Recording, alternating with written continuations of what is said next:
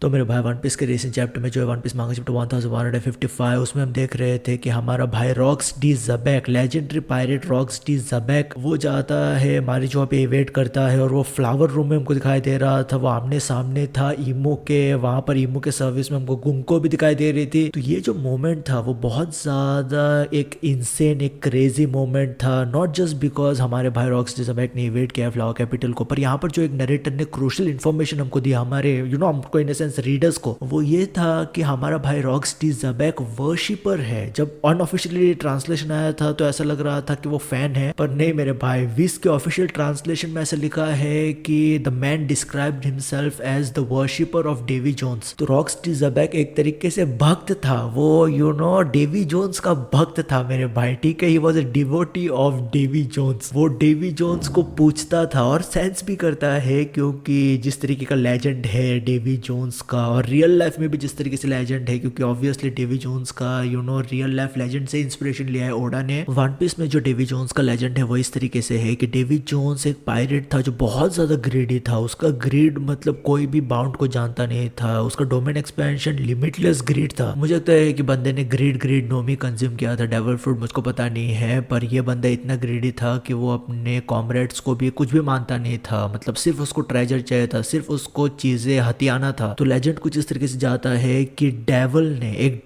ने उसको कर्स कर दिया, जिसकी वजह से डेवी जोन्स मतलब बॉटम ऑफ द ओशन में सील हो गया है, या Davy Jones basically bottom of the ocean में चले जाता है। अब यहाँ पर ये कौन डेवल था किसको पता, पर डेवी जोन्स के बारे में जो कहा जाता है वो ये है कि जो कोई भी खजाना, जो कोई भी पायरेट शिप का खजाना किसी भी वजह से जो कुछ भी समुद्र में गिरता है वो डेवी जोन्स के लॉकर में चले जाता है। इस वजह से लोग डेवी जोन्स के फाइट में सिक्का उछालते हैं, सिक्का डालते हैं समुद्र में, वो पूरा रिचुअल स्टार्ट करने के लिए। अब वन पीस की दुनिया में जो डेवी बैक फाइट है वो इंस्पायर्ड है डेवी जोन्स के कैरेक्टर के साथ, क्योंकि डेवी जोन्स जो कुछ भी चाहिए वो बेसिकली हथियार लेता था। तो उसी तरीके से ये पूरे फाइट में पायरेट्स फाइट करते हैं एक दूसरे के साथ, और अंत में जो कोई भी बेसिकली उन्हें जीत जाता है वो बेसिकली हथियार लेता है, वो पायरेट या वो बेसिकली इंसान को। तो एक तरीके से हमको ये काइंड ऑफ जो डेवी जोन्स वाला बंदा है या डेवी फाइट या डेवी बैक फाइट है वो काइंड ऑफ हमको एक इंडिविजुअलिस्टिक पायरेसी हमको दिखाता है कि पायरेसी उसके ट्रूएस्ट फॉर्म में क्या होता है। हमको पता है कि स्ट्रॉयड पायरेट्स और जो कोई भी रॉजर पायरेट्स और या रेड हेयर पायरेट्स, जो कोई भी पायरेट्स है वहाँ पर हमको एक कॉमरेडरी भी दिखाई देता है कि एक काइंड ऑफ नाकामा है। अगर हम बात करते हैं लूफी के बारे में, स्ट्रॉयड पायरेट्स के बारे में, तो वहाँ पर हमको पता चलता है कि किस तरीके से उन लोग एक फैमिली की तरह काम करते हैं, एक यूनिट की तरह काम करते हैं। और ओडा ने हमको काइंड ऑफ बताया भी है कि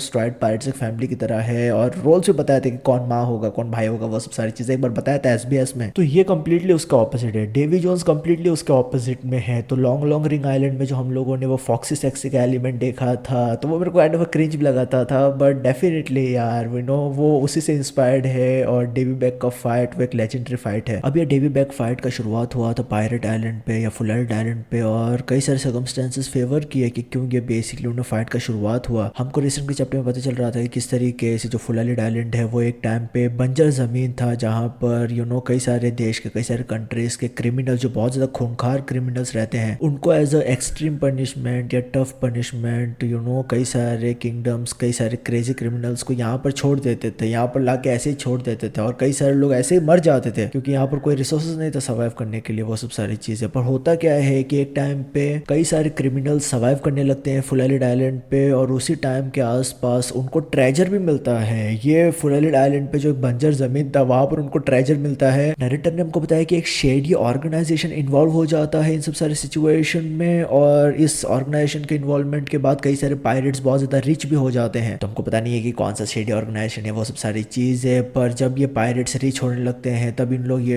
डेवी जोन्स फाइट करने लगते हैं, वो सब सारी चीजें होने लगता है यहाँ पर। तो इस वजह से फुल आइलैंड को पायरेट्स पैराडाइज भी बोला जाता है एक तरीके से। तो ये जो कुछ भी चल रहा था क्रिमिनल्स के साथ फुल आइलैंड पे, गवर्नमेंट बहुत ज्यादा गुस्से में था, गवर्नमेंट को थोड़ा भी पसंद नहीं आ रहा था जो कुछ भी चल रहा था यहाँ पर ये फुल आइलैंड पे। अब हमारा भाई मिस्टर वो हा जो है हमारा भाई रॉक्स डी जबैक, वो बेसिकली अपनी पूरी क्रू का इस्टेब्लिशमेंट करता है या अपनी क्रू को फॉर्म करता है डेवी बैक फाइट के जरिए से। तो इसी टाइम पे हमको हमारा भाई वाइट बियर्ड, शीकी, स्टर्सी, वो सब सारे बंदे ज्वाइन करते हुए दिखाई देते हैं रॉक्स पायरेट को। तो रॉक्स डी जबैक का प्लान यही था कि वो बेसिकली फुल आइलैंड को अपना बेस बनाना चाहता था। वो गवर्नमेंट से पैसा लेना चाहता था पहले सब सारे क्रिमिनल्स को हटाने के लिए फुल एलिड आइलैंड के ऊपर, और जब वो पैसा ले लेता तब वो डेफिनेटली वेकेट नहीं करने वाला था फुल एलिड आइलैंड को। तो वो फुल एलिड आइलैंड को एज अ बेस बना के वो मारिजुआ को क्रम्बल करता जमीन पे, वो basically king of the world बन जाता। एक तरीके से वो इसका प्लान था किंग ऑफ द वर्ल्ड बनने का। अब ये जो रॉक्स डी ज़ेबेक का डिवोशन है डेवी जोन्स की तरफ, वो एक तरीके से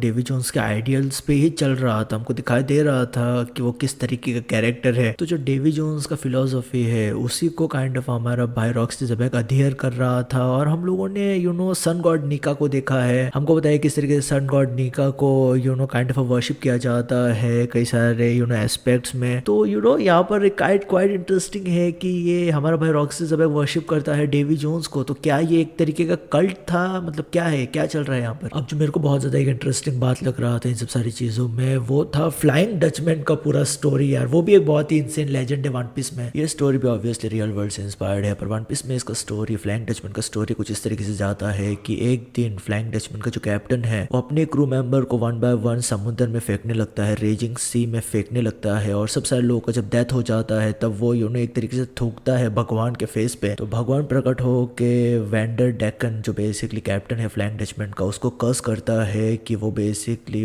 समुद्र में मतलब डीप ओशन में वो एंडलेसली सेल करते रहेगा, वो एंडलेसली बेसिकली सेल करते रहेगा एक तरीके से इन अ फॉर्म ऑफ टॉर्चर। तो यहाँ पर मेरे को मतलब सिमिलैरिटीज दिखाई दे रहा है डेवी जोन्स और वेंडर डेकिन में या फ्लाइंग डचमैन के कैप्टन में, क्योंकि एक तरीके से डेवी जोन्स को डेवल ने कर्स किया था और यहाँ पर हमारे वेंडर डेकिन को जो फ्लाइंग डचमैन का कैप्टन है उसको भगवान ने यहाँ पर कर्स किया है। तो क्या ये सेम कैरेक्टर्स है, क्या डेवी जोन और वेंडर डेकन या बेसिकली जो फ्लाइंग डचमैन का कैप्टन है वो क्या सेम बंदे हैं, और क्या ये भगवान और डेवल जो किसी भी दोनों स्टोरी में जो बेसिकली कर्स करते हैं रिस्पेक्टिवली डेवी जोन्स और वेंडर डेकन को, क्या वो भी सेम है at the end of the day. क्योंकि कौन भगवान है कौन शैतान है at the end of the day there is very thin line, the lines are very blurry in that case man. कई सारे लोग बोलते हैं कि वो एक सिक्के के दो पहलू है एक तरीके से भगवान और शैतान। मुझको पता नहीं है किस तरीके से यहाँ पर ओडा इसको कैरी करना चाहता है, पर हम लोगों ने देखा है कर्स, हम लोगों ने देखा है, हम लोगों ने जुनीशिया को देखा है एंडलेसली वॉक करते हुए क्योंकि उसको कर्स किया गया था पास्ट में। तो यार मुझको समझ में नहीं आता है यार, मतलब कौन भगवान ने कर्स किया, कौन से डेवल ने कर्स किया। क्या यहाँ पर ये ईमू का बात कर रहे हैं या सन गॉड नीका के बारे में बात कर रहे हैं। बट ये बहुत ज्यादा एक फैसिनेटिंग एस्पेक्ट है यार। ये जो डेवी जोन्स का लेजेंड और जो फ्लाइंग डचमैन का लेजेंड है दोनों लोग बहुत ज्यादा लेजेंडरी है यार। मैं डेफिनेटली बोलूंगा कि जब कोई भी ओडा इसके ऊपर एक्सट्रैपलेट करता है वो क्वाइट फैसिनेटिंग रहेगा स्टोरी। तो मेरे भाई मैं ये सब सारी चीज़ बात करना चाहता, तुम्हारा ओपिनियन क्या है फ्लाइंग डचमैन की स्टोरी को लेके, डेवी जोन्स की स्टोरी को लेके? मेरे को डेफिनेटली बताना कमेंट सेक्शन में कमेंट करके। तो हमेशा याद रखें तेरा भाई वीआरपी, ख्याल रखो अपना, पीस मेरे भाई।